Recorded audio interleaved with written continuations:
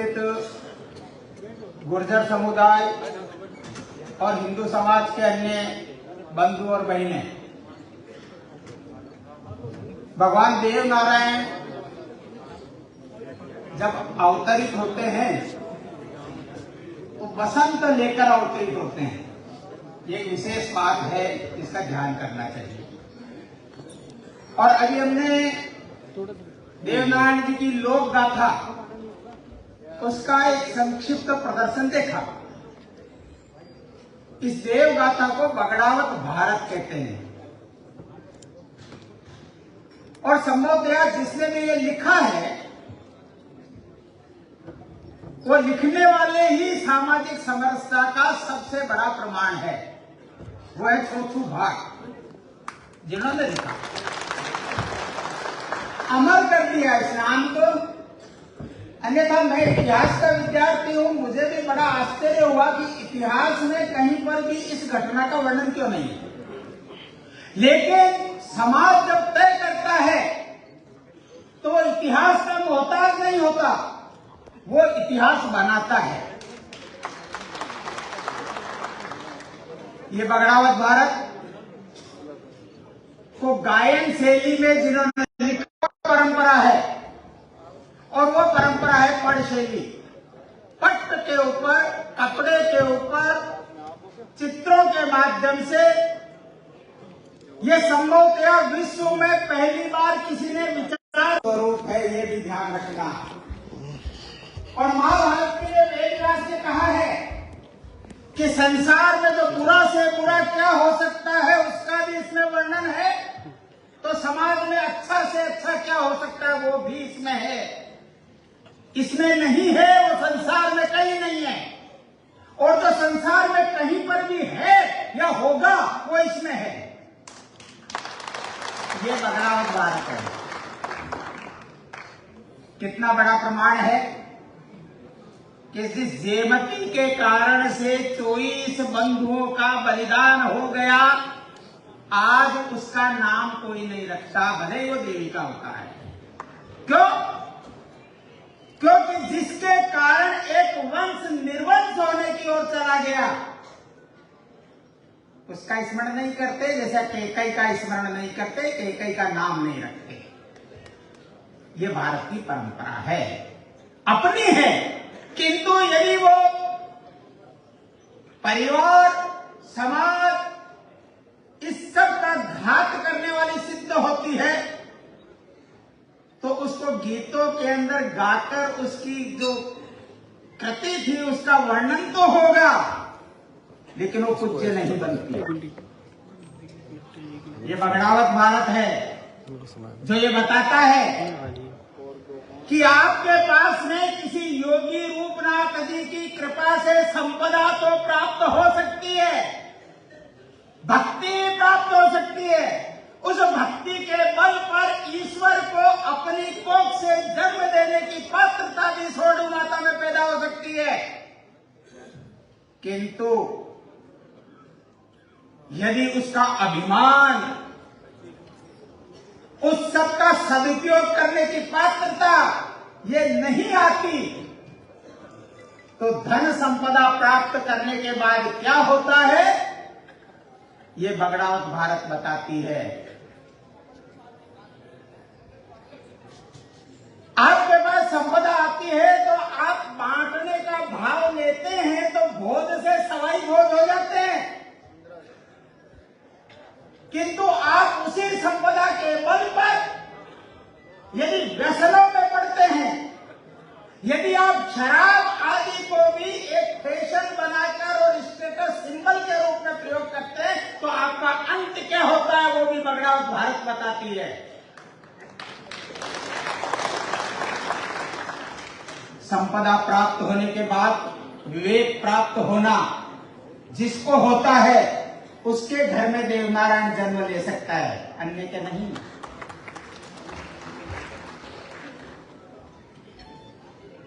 भगवान देवनारायण के संबंध में आज का अखबार में पढ़ रहा था सुबह, मुझे स्मरण आ गया। संभवतः बड़ा सुयोग है, उसके कारण से मध्य प्रदेश सरकार ने क्षिप्रा को शुद्ध रखने के लिए जल शुद्ध प्रवाहित हो, उसमें कान्हा नदी का प्रदूषित जल नहीं आए, इसके लिए एक टनल बनाकर उसका मार्ग परिवर्तित करने का विचार ये आज के अखबार में है। ये क्षिप्रा जो है ये प्रवाहित होती रहनी चाहिए, क्योंकि ये केवल मात्र गोवंश को पीने के लिए पानी देती है, इतना ही नहीं तो कुंभ आज चल रहा है, उस कुंभ का एक महत्वपूर्ण वो स्थान है, इसलिए वो सतत प्रवाहित होनी चाहिए। ये सबसे पहले जिन्होंने चिंता की और उसको प्रवाहित करने में अपना योगदान प्रदान किया वो हैं भगवान देवनारायण।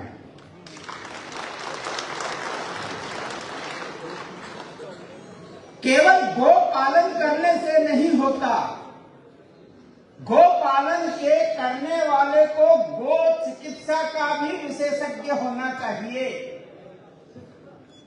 इसलिए पहली बार इस गाय को बचाने के लिए औषधीय ज्ञान जिन्होंने प्राप्त करके अन्य को सिखाया, आयुर्वेद का जिन्होंने प्रचार किया और जिसके कारण से असाध्य रोगों को दूर करने के लिए जंगल में गोचारण करते समय जो वन औषधियां हैं, उन वन औषधियों का अध्ययन करके वो औषधियां कहां कहां उपयोग करी जा सकती है, ये बताने वाले हैं भगवान देवनारायण।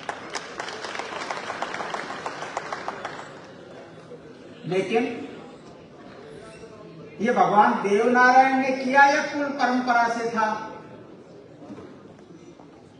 तो मैं जिस अजमेर से आता हूं वो तो उनकी लीला भूमि है ही, सर्वाधिक जो केंद्र रहा है जहां से ये गाथा प्रारंभ होती है,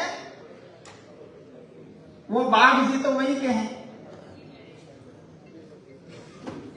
और ये कथा भी बहुत पुरानी चलती है, क्योंकि पुष्कर को तीर्थराज कहते हैं, तीर्थ गुरु है वो, और ब्रह्मा ने सर्वप्रथम जहां पर आकर और अपना तपस्या की, उसके लिए यज्ञ का प्रारंभ किया, वो यज्ञ भूमि पुष्कर है।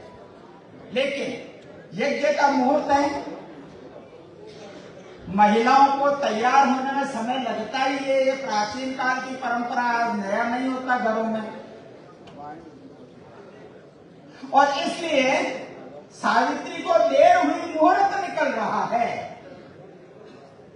इसलिए मुहूर्त नहीं टले, ये सृष्टि ठीक प्रकार से संपन्न हो, इसलिए लीला सावित्री बनाई। लीला से भी सावित्री को बनाया, वो गुर्जर कन्या थी, ऐसी मान्यता है। आज भी पुष्कर में आप अजमेर की तरफ से प्रवेश करेंगे तो उनके नाम से वो गांव है। आज वो अभ्रंश होकर हो गया लीला सेवड़ी, लेकिन वो वास्तव में नाम है लीला सावित्री। वो लीला से बनी हुई सावित्री के कारण से सृष्टि का प्रारंभ हुआ, या उससे गुर्जर वंश प्रारंभ हुआ, दोनों में से कोई एक तो सत्य है, लेकिन वो नहीं कह रहा मैं। जिन बाघ जी की मैं आपको बात कह रहा हूं, जिनसे 24 बगड़ावत हुए, उन्होंने 12 विवाह किए।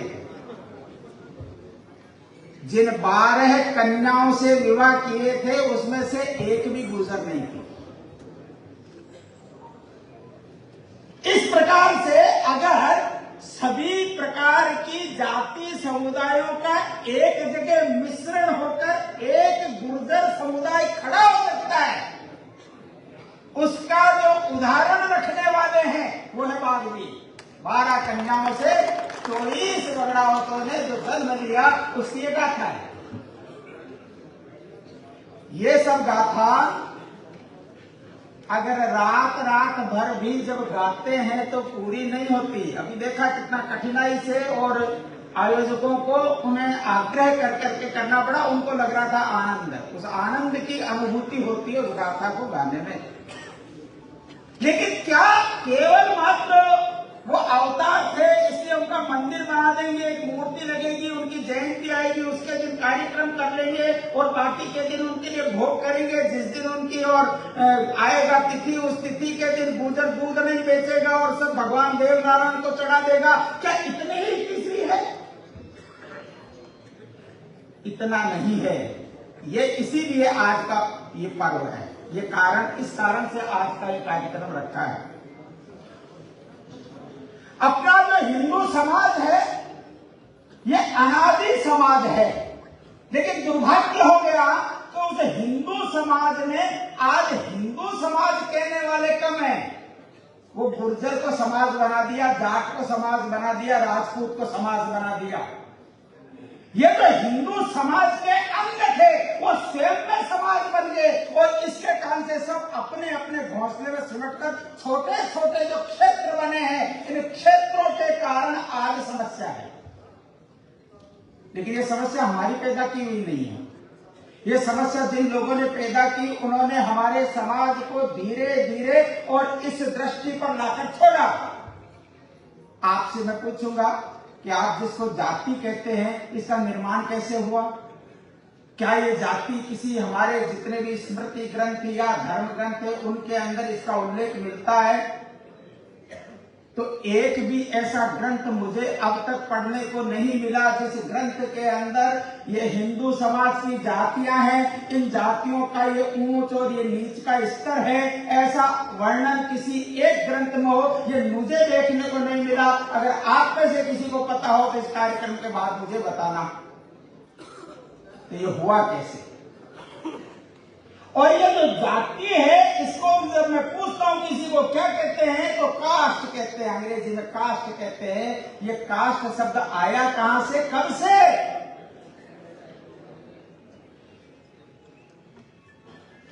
ध्यान से सुनना, ये मूल शब्द जिसको कास्ट कहते हैं, यह है काष्टा, KASTA, काष्टा।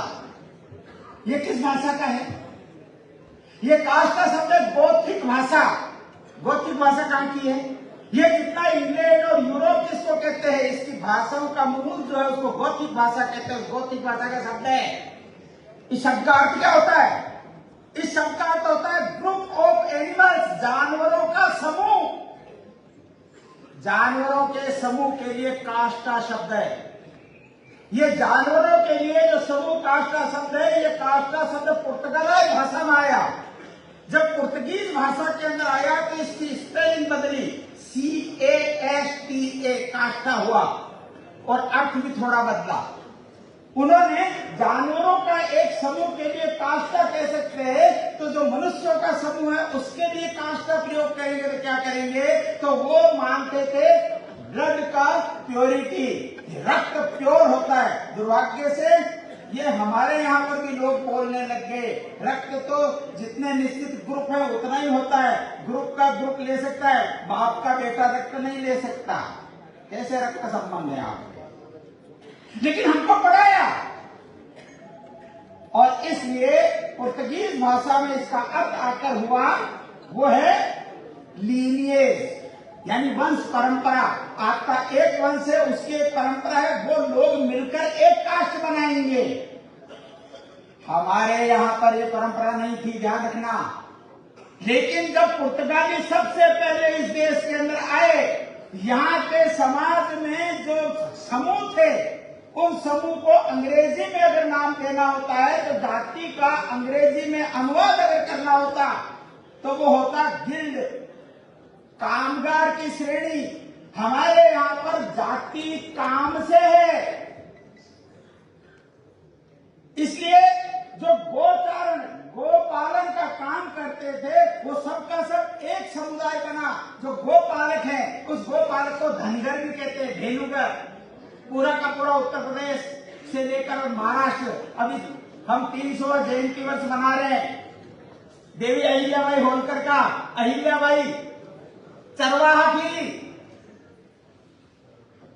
गोपालक थी, चरवाहा परिवार है, समुदाय है। अपने यहाँ राजस्थान के अंदर इधर जाएंगे मेवाड़ की तरफ गाडरी है, गाडर कहते हैं भेड़ को। इसे भेड़ चराने का जो काम करते थे वो गाडरी हैं। धेनु यानी गाय चराने का जो काम करते थे धेनुगर हैं। इस प्रकार से गुर्जर, धेनुगर, गाडरी, इस तरह से बहुत से समुदाय जो एक समान काम करते थे, वो समान काम करने वालों का एक समूह है। और इसलिए काम बदले जा सकते थे, अगर बदले मेरे परिचय करवाया, अभी परिचय में मेरा कहा हनुमान सिंह राठौर। ये राठौर है, ये राजपूत में भी है। ये जो राठौर है ये मोची है, उनमें भी है। ये राठौर जो सेवा का काम करते हैं वाल्मीकि समाज के बंधु, उनमें भी है। ये राठौर तेल निकालने का, घानी का काम करते हैं हाड़ौती के अंदर, उनमें भी राठौर है। ये कैसे हुआ? आप पढ़िए गुजरों के अंदर कितने गोत्र है, चौहान है, फिर उनके भी नीचे गए कौन कौन से, इतना विभाजन दिया हुआ है ना पूरा। इसका मतलब यह हुआ कि हिंदुस्तान में, भारत में किसी भी काम को ऊंचा और नीचा नहीं माना जाता था। कोई भी किसी भी काम को अपना सकता था। काम को अपनाता तो वो उस जाति में, जो उस काम को करने वाली जाति है, उस समूह के अंदर चला जाता था। लेकिन अपनी पहचान को बनाए रखने के लिए गोत्र साथ ले जाता था। इसलिए भिन्न भिन्न जातियां जो काम के अनुसार है, उनमें भी वो गोत्र समान होने के कारण से एक ही गोत्र के भिन्न भिन्न, आज जिनको जातियां कहते हैं, उनके अंदर है क्या उस अपने भाई पे को हम पहचान रहे हैं? ये कुटिलता अंग्रेजों ने प्रारंभ करके 1901 की जनगणना से शुरू किया उन्होंने। और आपको मालूम है अंग्रेजी का कास्ट शब्द सबसे पहले प्रयुक्त कब हुआ? 1613 में। आज से 400 साढ़े 400 वर्ष पूर्व आपको इस शिकंजे में डाला है। और हमको लगता है कि हम तो सनातन प्राचीन काल से हैं, और इसलिए गुर्जर का छोरा, ये कहने पर हम गुर्जर अलग हैं, इसलिए हमारा एक समूह अलग है। इस प्रकार का भाव स्वतः आप बो देते हैं अपनी संतान के अंदर। और ये केवल मैं आपके नहीं कह रहा, जो यहाँ पर बैठे सब विचार करें। सबकी जातियां इसी प्रकार से छोटे छोटे समूह में बट गई, और बटने के कारण से फिर उद्घोष लगाना पड़ता है, एक रहोगे तो सेफ रहोगे, अन्यथा ये टुकड़ों में, छोटे टुकड़ों में बटते आप जाएंगे, आप कटते जाएंगे। आज के समय में आप देखेंगे प्रत्येक जिसको हम जाति समुदाय कहते हैं, वो जाति समुदाय अपनी जाति में बहुत अच्छे काम कर रहा है। इस देश की किसी भी जाति को देख लीजिए, वो अपने बच्चे अच्छे पढ़े, अच्छी नौकरी पर लगे, उसके लिए कार्य कर रहे हैं। उनके लिए छात्रावास बनाना, छात्रावास बनाते हैं, उनको आर्थिक सहायता करना, आर्थिक सहायता करते हैं। जो किसी भी क्षेत्र में अच्छा काम करते हैं और अच्छे काम करने वालों को पुरस्कार प्रदान करते हैं। बहुत अच्छे काम सब हो रहे हैं। सामूहिक विवाह सम्मेलन होना चाहिए, खर्च अधिक हो रहा, सामूहिक विवाह सम्मेलन प्रारंभ किए जाति के अंदर, अपनी जाति में, और विभिन्न प्रकार के जो खर्च होते हैं उन खर्च पर नियंत्रण होना चाहिए, बहुत सारा आदि नहीं होना चाहिए।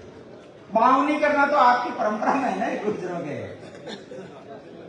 तो बावनी क्यों कहते हैं मालूम है आपको?